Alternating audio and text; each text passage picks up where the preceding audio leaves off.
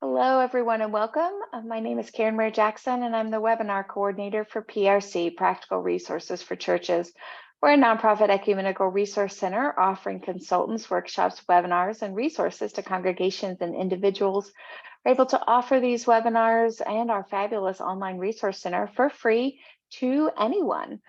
We do that thanks to the generous support of a number of grants and to our members.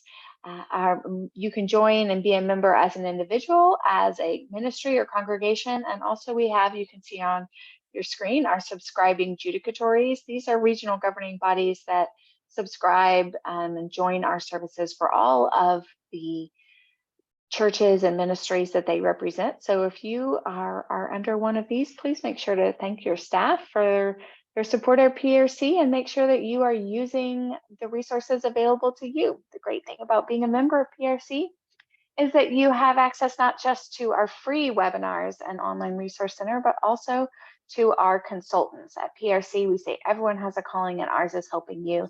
That means if you have a question from QuickBooks to curriculum to copyrights, you can call us up and or you can send us an email and we are gonna help you out.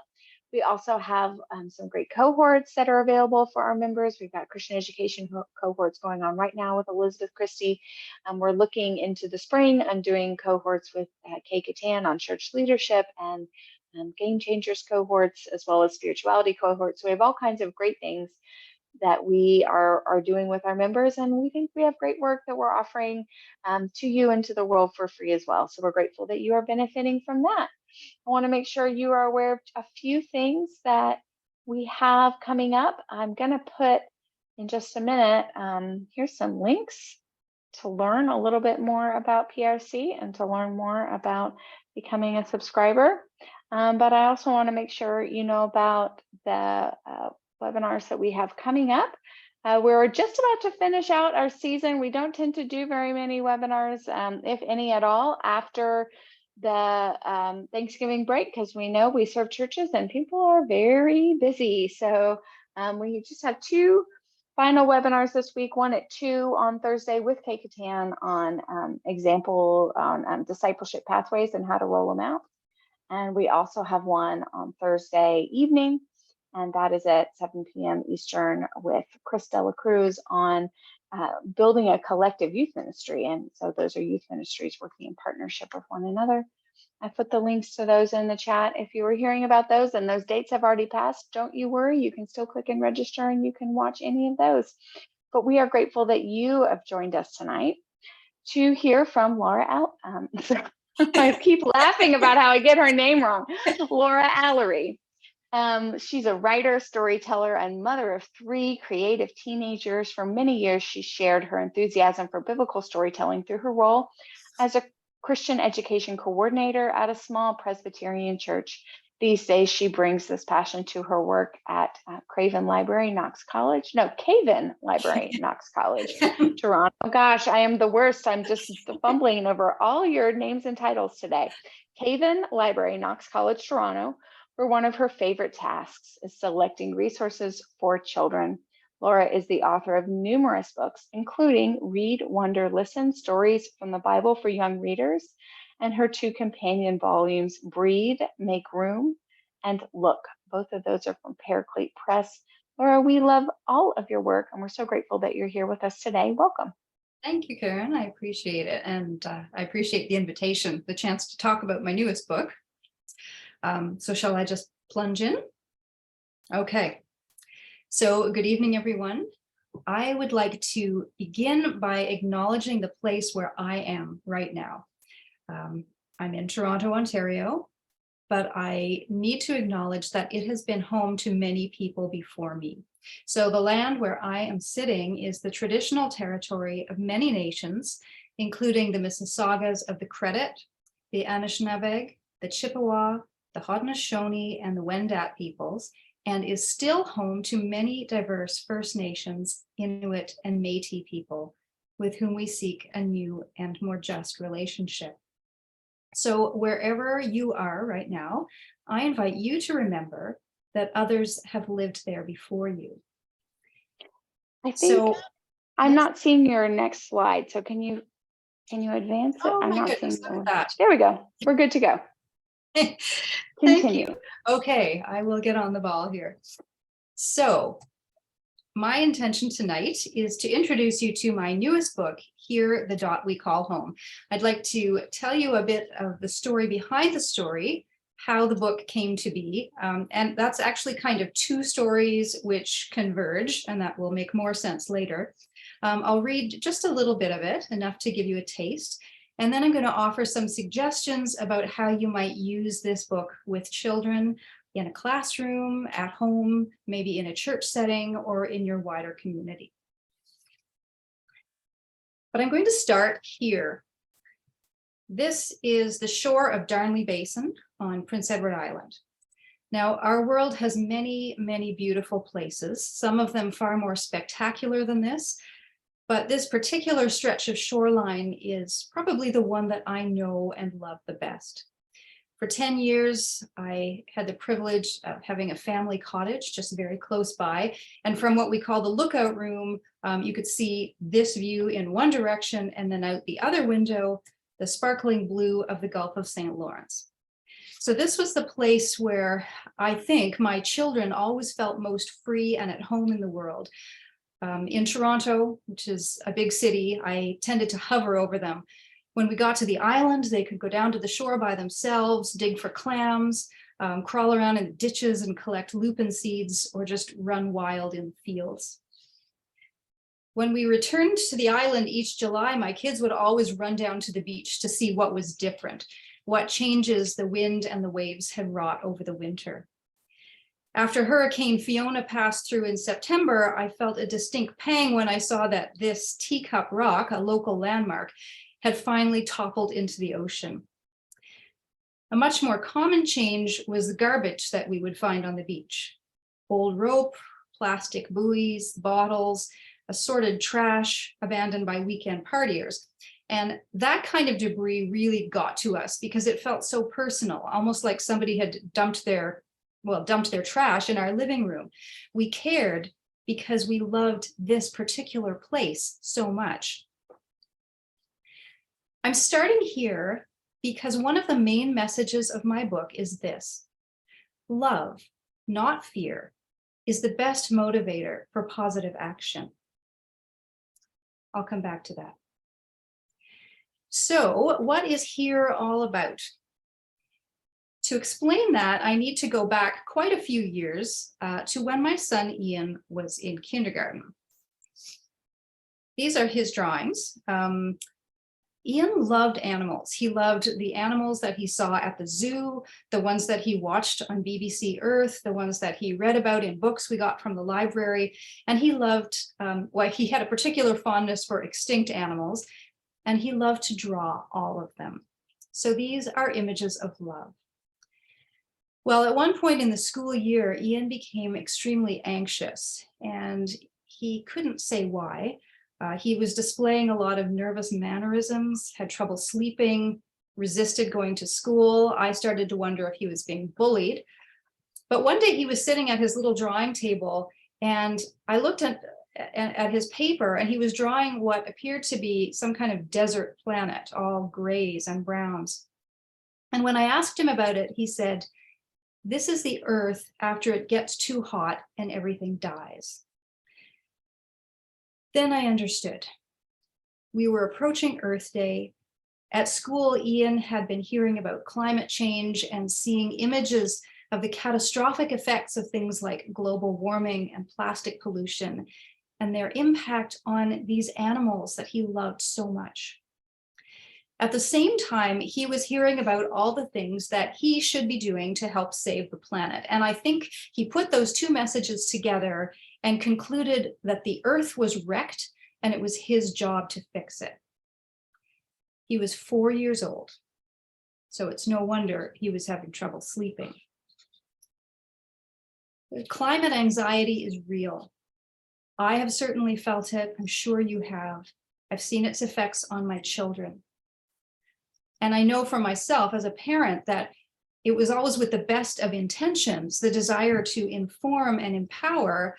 I sometimes overwhelmed my kids and placed on their small shoulders a burden that was simply too heavy and which shouldn't have been theirs to carry. Now, Greta Thunberg says, I want you to panic. And that's an important message for people who wield a lot of power. There is great urgency to act, and those with authority should feel it. But panic is not what we want to induce in young children. For them, care and responsibility for our planet begins with falling in love, coming to know and delight in the world around them. And in fact, I think that's probably true of all of us. We need to begin with love because we protect what we love. We work and fight for what we love. So part of my purpose in writing Here, the Dot We Call Home was as a kind of pastoral response to climate anxiety. I wanted to say to children, you didn't make this mess, so it's not all on you to clean it up. There are things that you can do to help. And most of all, you are not alone. There are people around the world working together to find solutions. So that's part one. But here is not just about the environment. It's also about what it is to be both a descendant and an ancestor. Whoever we are, we all inherit things, good and bad. Our job is to figure out what to do with that inheritance and what we want to leave behind for those who come after. So this is how the theme of inheritance comes out in the book. I'm going to read a little bit and show the art, which is by Catherine Petersland. This is my home. I live here, but I am not the first. There were people here before me. They left some things behind. Some were good. Others were not. My home has many special places. Some are secret, like the hollow spot in the hedge, the patch of wild strawberries by the fence, my calm space in the closet under the stairs. Some I share, like the vegetable garden I planted with Grandpa, or our kitchen table. As strange as it seems, someday someone else will live here. Will they look after my special places? This is my home too. I live here, but I am not first. There were people here before me. Before that. Further back. Keep going, even before.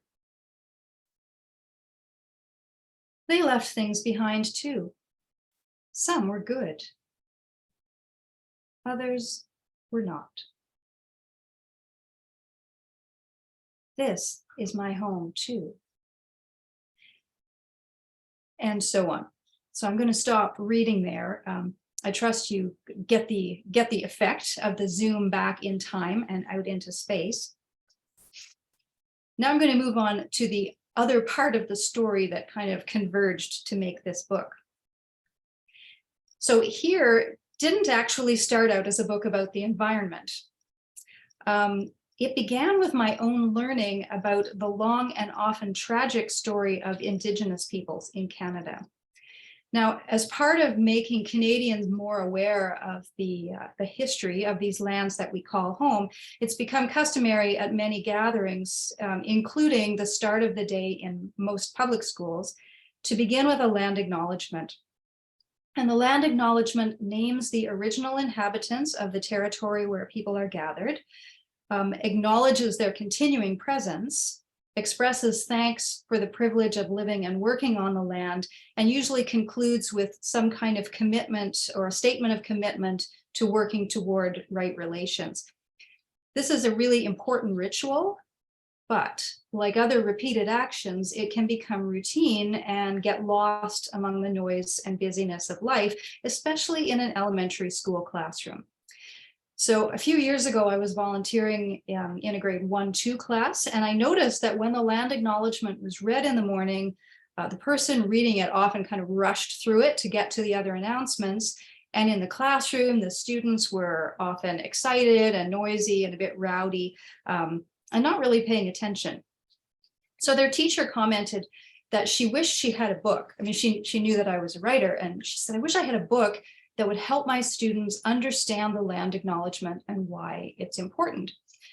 So that was a challenge. I thought, okay, how could I find a way into a story like that? And then a memory came to me. When I was about 5, my grandparents had a new driveway poured. And of course, that means you get to put your initials in the cement, which I did, and my handprint. And I think that was the first time I remember, and I realized the photo is of a paw print. This is not mine. It was the first time I remember being really aware of my place in the flow of time.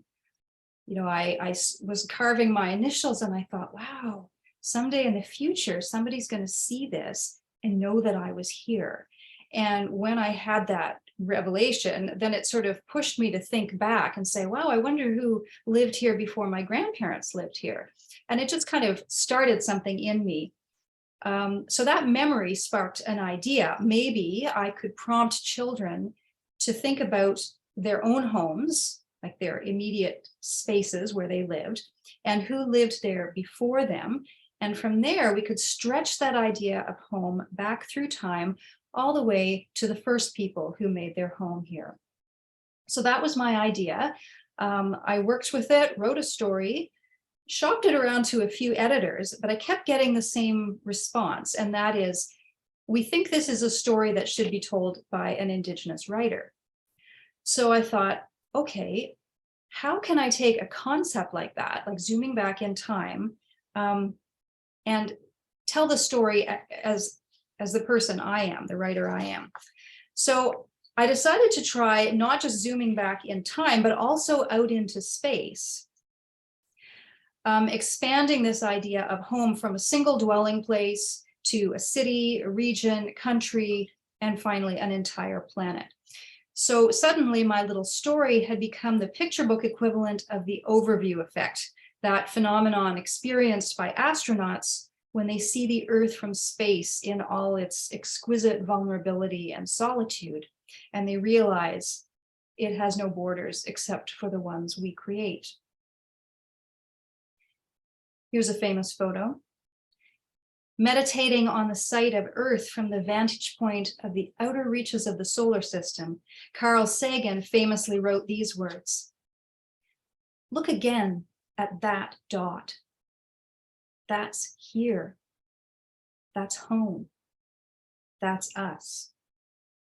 On it, everyone you love, everyone you know, everyone you ever heard of, every human being who ever was lived out their lives. There is perhaps no better demonstration of the folly of human conceits than this distant image of our tiny world. To me, it underscores our responsibility to deal more kindly with one another and to preserve and cherish the pale blue dot, the only home we've ever known." So in a subtle nod to Carl Sagan, I gave my story a title. Here, the dot we call home.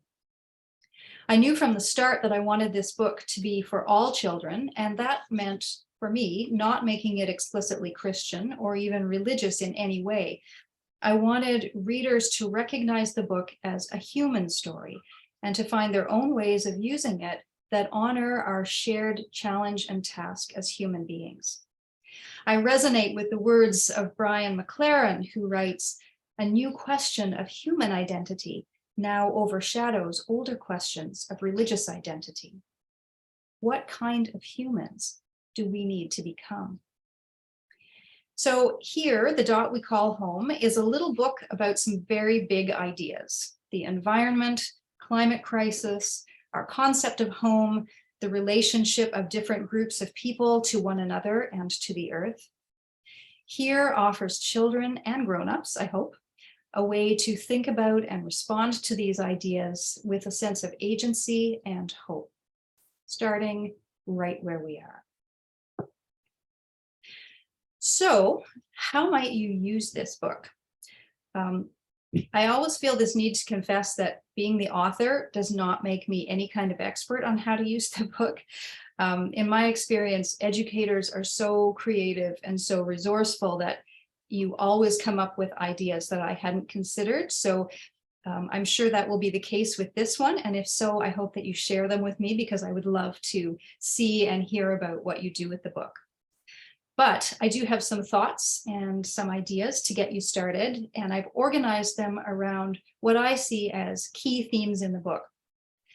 Before I launch into that, I'm just going to note that what I'm about to share is part of a teaching guide that I wrote for Paraclete Press. It's available as a free digital download. So if you go to paracletepress.com and you go to the product page for here, the dot we call home, you can download that teaching guide and print it out and use it however you see fit. So the first kind of umbrella theme is this is my home.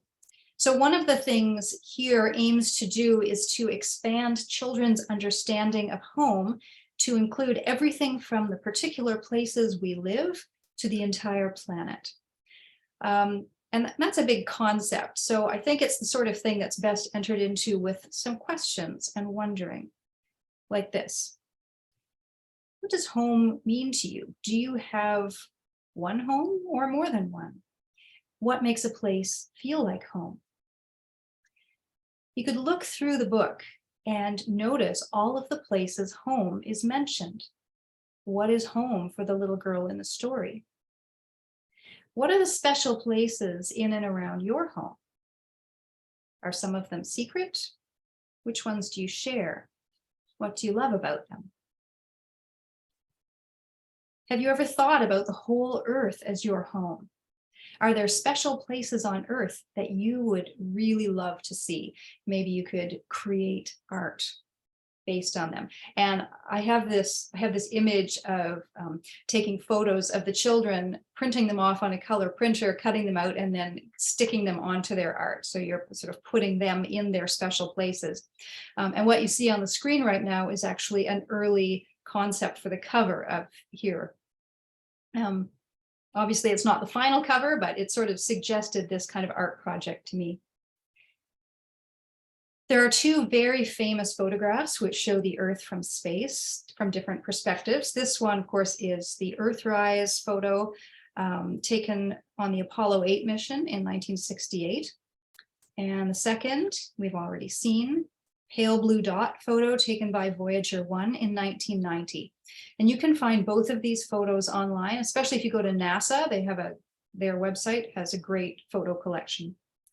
You could look at these photos with the children and ask them, what does each of these show us about the Earth? What do we learn about the Earth that we wouldn't know if we couldn't see it from this perspective, from so far away? How does each picture make you feel?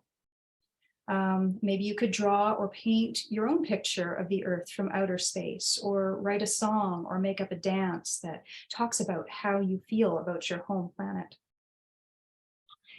If you're looking for a read aloud, here is a picture book about that famous photograph, the Earthrise photo. Another big idea in the book is that people lived here before us, and there will be people who will come after. So every one of us is both a descendant and an ancestor.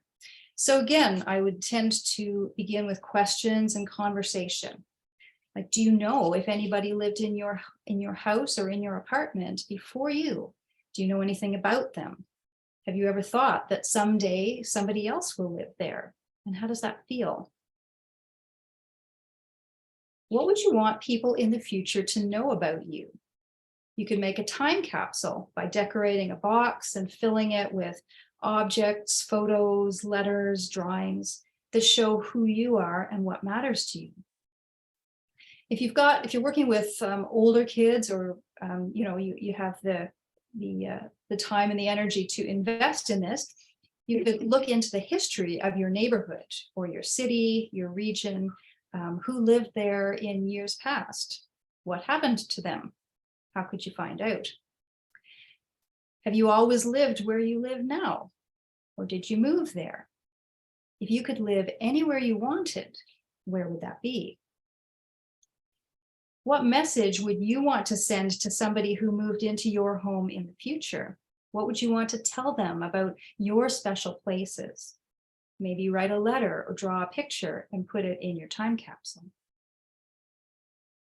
And here's a very recent picture book that I think would be a good read aloud. Be a Good Ancestor by Leona and Gabrielle Prince. They left some things behind. The relationship of human beings to the rest of the earth is a long and a very complicated story. There have always been people who have lived on earth with wisdom and gentleness, and there have been others who have taken too much and left a terrible mess behind. So you could use here to start the wondering about both problems and solutions. Like, have you ever had to clean up a mess that you didn't make? How did that make you feel? Has anybody ever had to clean up your mess? What are some of the good things humans have left behind on Earth? What are some of the bad things? Whose job should it be to clean it up?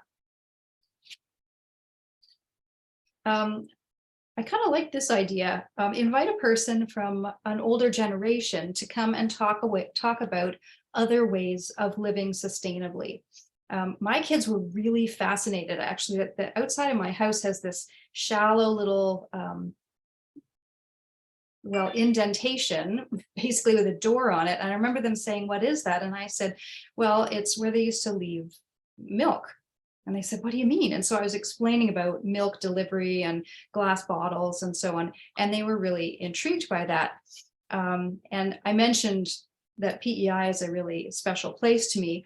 From 1984 until 2008, you could actually only buy pop or soda in refillable glass bottles on PEI.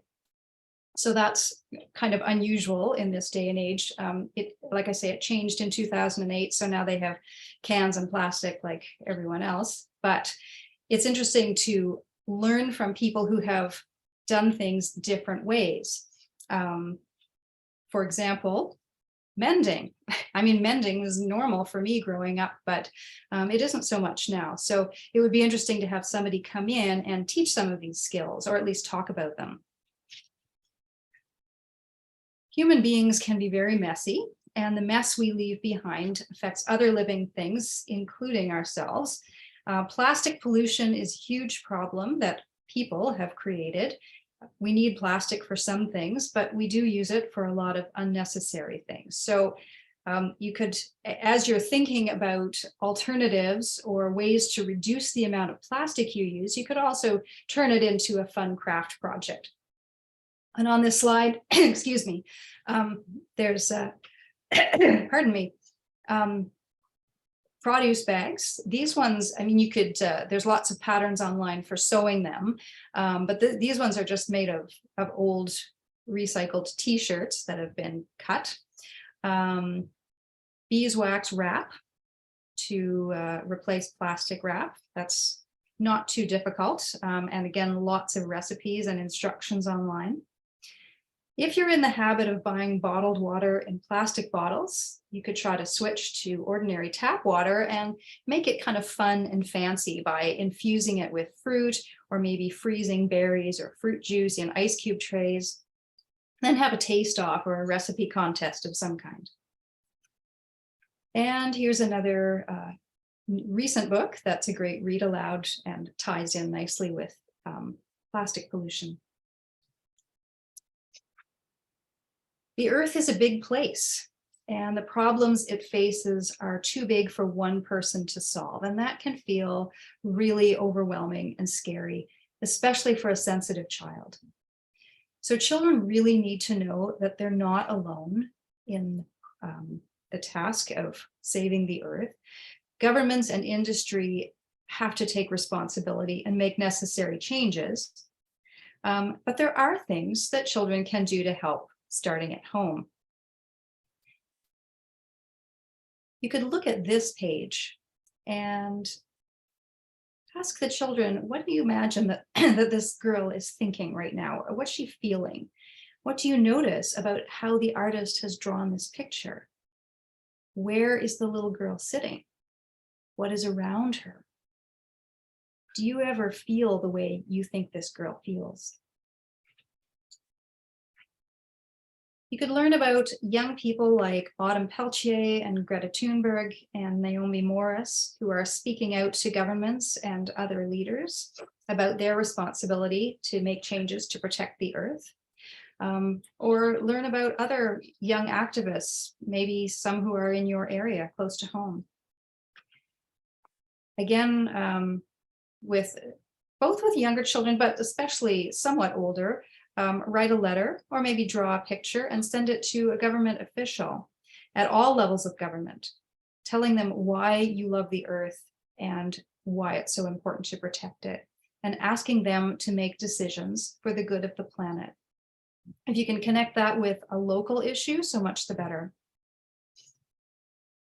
This is my daughter out experimenting. In some parts of the world, people save electricity by using energy from the sun to cook their food. So she has built this cooker. There's lots of different patterns for these, but you could build one out of an old pizza box. She's gotten a little bit fancy here. Can you use the sun to melt an ice cube, even cook an egg? Maggie did finally manage to cook an egg, although it took a while.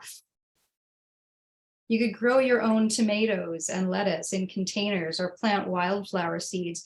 I think sometimes we forget just how amazing it is that seeds grow. It seems so ordinary, and yet when you really think about it and watch them and wait for them to sprout, it's the most awesome thing. I would suggest that you check out #OceanOptimism and Earth Optimism on Twitter and Instagram for scientifically sound environmental success stories. This can be, it's great for the spirit. Since I started following them, I've really enjoyed hearing these stories of what is working, because we hear so many terrible stories, and this just provides some balance. And I think it's helpful both for adults and for children to hear these stories of what's working and to put them out there. I have a few read alouds connected with this. The Global Ocean talks about how all of Earth's oceans are in fact one interconnected ocean. This is one of my books, What Grew in Larry's Garden. Simple story about how acts of kindness and green growing things connect people in a neighborhood. 111 Trees is about a boy who grows up to make a huge difference in his community by planting trees to celebrate the birth of every girl. So this is based on a true story, celebrates environmental sustainability, community activism, and ecofeminism. So covers a lot of territory. Not your typical book about the environment, is aimed at a slightly older age group, but it's by Ellen Kelsey, who is a fantastic author and an environmental educator, both for children and adults. And I will mention a couple other books by her. Start here. Caring for the planet, as I've already said, begins with getting to know the world around us, starting with our own immediate environment. So that's a form of mindfulness, paying close attention to where we are right now. So you could find a place outdoors and spend some time focusing on one sense at a time. You know, sit in one spot. What do you see around you? Can you look up, look really, really close up, or maybe from a different angle? Close your eyes and listen. What do you hear or smell? Still with your eyes closed, you could try touching different surfaces like rocks or bark or moss. What do you notice? This is one of my favorite activities, and I do it almost every season. Take a walk outdoors and see if you can find natural objects like flowers or berries or lichen in all of the colors of the rainbow. Or you could look for different shapes like circles or spirals. Bring a camera and a sketch pad and capture what you see so you can share it. When the Voyager spacecraft were launched in 1977, they carried a golden record that contained songs and images representing the diversity of life on Earth. So you could imagine that you're trying to tell creatures from other planets about life on Earth. What sounds or songs or images would you want to include? So you could make your own Earth playlist. And then while you're at it, maybe learn a little bit more about the golden record. Write a love letter to the Earth. What do you want to say to your home planet? Start with the words, "Dear Mama Earth." Or imagine that you're the Earth sending a message to people. What would you want to say? Start with the words, "Dear Earthlings." On a sunny day, you could use water and a paintbrush to create sidewalk paintings. They'll evaporate in the sun, but that's completely okay. You just make new ones. Or chalk a sort of an earth-friendly message to your community on the sidewalk. Sleep outside in a tent, or get up really early to listen to the birds. Found object art is fun, and that's just using art, or rather making art out of objects that you find in nature, like stones, twigs, berries, leaves. If you look online, there's some pretty amazing inspiration. Like this is leaves, just different colors. And there's an artist, a British artist named Andy Goldsworthy. His work is phenomenal. I debated putting it in because it's also a little bit intimidating. If you see what he does, you might be inclined to think, oh, I could never do that. But it really is gorgeous and quite inspiring. So this is a simpler piece of his, but if you Google his name, you can see some of his wonderful work. This is a community art project that I stumbled upon last year. I was out for a walk down on the beach, and I noticed these painted rocks, and there was a little handmade sign stuck in there, and it had been started by a child, and people were just invited to add to it. And so they did, and this snaked for many, many kilometers along the beach. Here are some read alouds related to the idea of mindfulness. Outside You Notice, really beautiful book. This is one of mine, Sun in My Tummy. It's about how the food we eat connects us to other living things, to the natural world, and ultimately to the sun. Wonder Walkers, also beautiful book about mindfulness.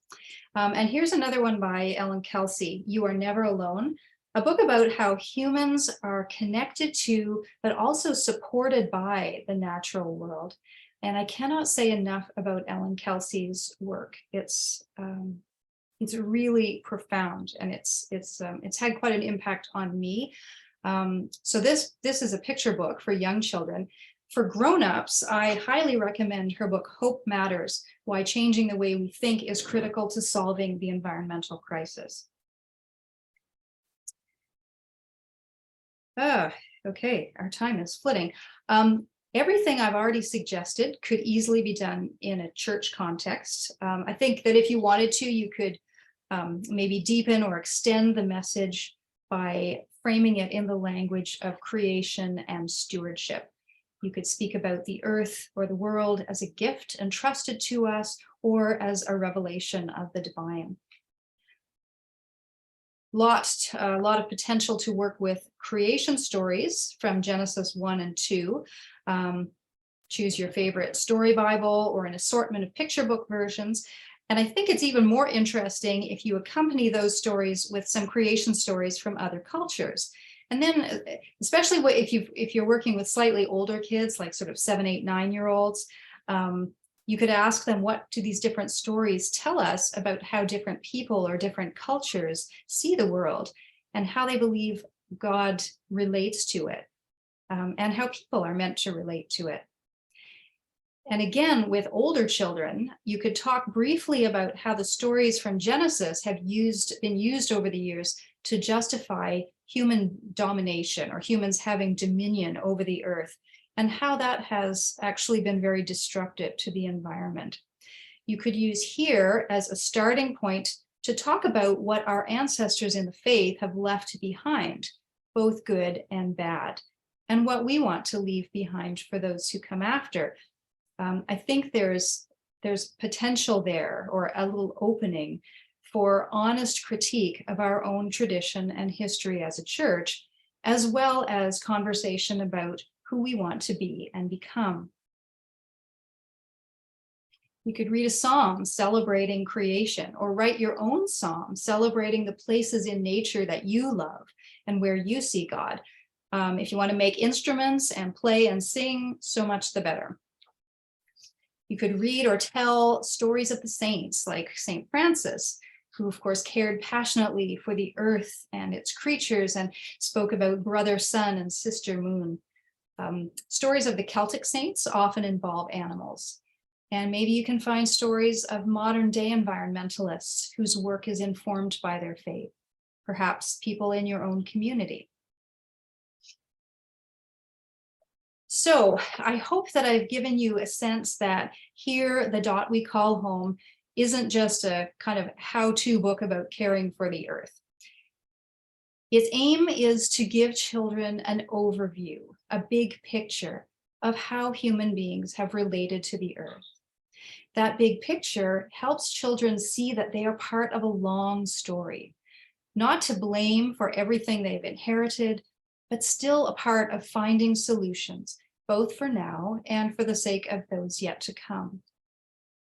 Here acknowledges the grief and the fear that can overwhelm us when we're faced with a big mess, but it also directs our attention to the small and the particular. The main character doesn't actually do anything until the last few spreads, and then it's a mixture of work and play, wonder and delight, and she's not alone, but in the company of others. Recent research suggests that evidence-based hope is our strongest motivator for action and our most powerful tool for change. Here gives young children a sense of agency and hope. It helps them see the universal, but begin with the particular. Start here. So just to conclude what I have to say, if you end up using the book, please tell me how. I would love to hear about it. So you can share your good ideas with others, tag me, tag Paraclete Press. Sharing environmental success stories is a great way of spreading hope based on actual solutions. There's lots of ways to educate yourself too. I've mentioned Sari Fordham's monthly newsletter, Cool It, Simple Steps to Save the Planet. That's made a difference to me and my family. We changed our brand of toilet paper, for instance, as a result of that newsletter. Lots of little practical steps. Go outside, help your kids get to know and love the more than human world, and share with them the stories about what's working so that children can see that they're connected to a worldwide network of communities of hope and action. And yes, thank you. Thank you for the opportunity to be here and talk with you and share a bit about this book. So I'm happy to respond to any questions or comments. Mm-hmm. So yeah, please go ahead and type your comments there in the chat. We'd love to ask Laura any of your questions. I really loved how you started it, where you began it, said begin with love. I think you said we want to save the things that we love, and I thought that was really powerful. That story about the beach that you love and that your family loves, and sort of starting from that place, and giving children that sense from the book as well, that they start in a small place that they love, and then it pulls outward. Yeah, I think that's true for all of us, whatever our age.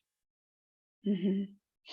It also reminded me a lot of Raffi, the children's author and singer, who I forgot his I follow him on social media, and I always love so much of what he writes about with children's empowerment and with um, children's rights, and thinking about how they come to love the world that they're in, and find hope in it. Raffi's song "Thanks a Lot," isn't it? Thanks a lot. Da, da, da, da. Thanks for the animals. Thanks for the tree. I can't remember. I used to sing it every Thanksgiving, but yeah, he has some beautiful and quite profound, I think, messages in his music. I'm also grateful so much for so much of your other work, and I'm glad you featured a few of those things in this as well, because I found those to be books that are connecting with my faith community. I'm a pastor, and I like to have these books on the shelves. And What Grew in Larry's Garden is one that I used it in worship, and I'm feeling bad because I forgot which scripture passage I did. That's okay. Let me know sometime. I know I can't. It hasn't been that long. It's been like in the last year, and I can't remember. I did get permission to use it before I did, because I was going to read. I read like 4 or 5 pages. I didn't read the whole thing, but after using that, we had a copy that I had in our church library, and I always keep books out for the kids to take into worship. And one of our young children picked it up, and she loved it so much her parents bought a copy, and like they talk about how much they love that book. I think it was about how the power of something small. I think it was probably the mustard seed, or like the power how something small can grow into something big. Because in Larry's garden, it's a seed that grows, but then it's the movement becomes big. I'm pretty sure that's what I used it with. But I think there's so many great scripture texts and things that we can connect a book like this to our world. And I appreciate the focus on hope as well, because I think that climate anxiety, as you said, is very real for all of us, and can be good to remain hopeful. Well, actually, I wrote to Ellen Kelsey, and I said to her, I sent her the manuscript for the book, actually, to get her comments.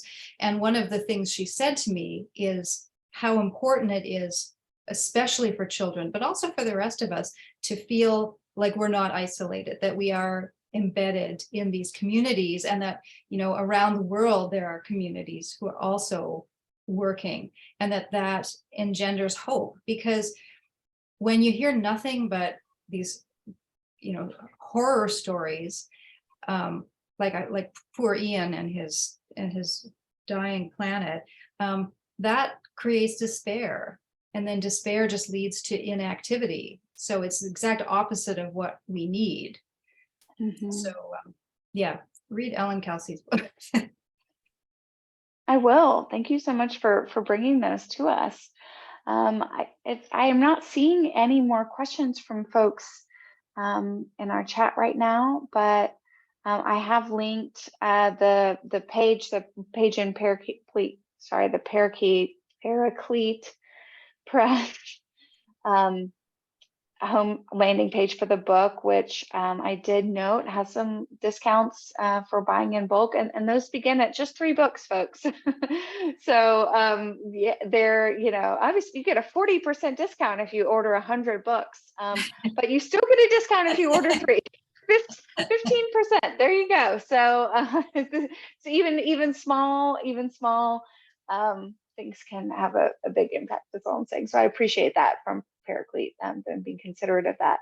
And I also went ahead and linked the discussion guide to the chat, so you all can be able to see that and get it there. Is there anything you'd like to say in closing before we leave? Other than just thank you for this opportunity. It's all of my books are close to my heart. What am I saying? But this book is as well, and so many threads came together to create it. And when I remember seeing it for the first time, and I had a moment there are very few words in this book. It's very spare. And I had a moment of sort of a feeling of anxiety, thinking, is this too simple? But I don't think it is. I think that its message is deep. I think it's important, but I also think it's accessible for young children. And I'm so grateful to have had the chance to be here and share a little bit more about it.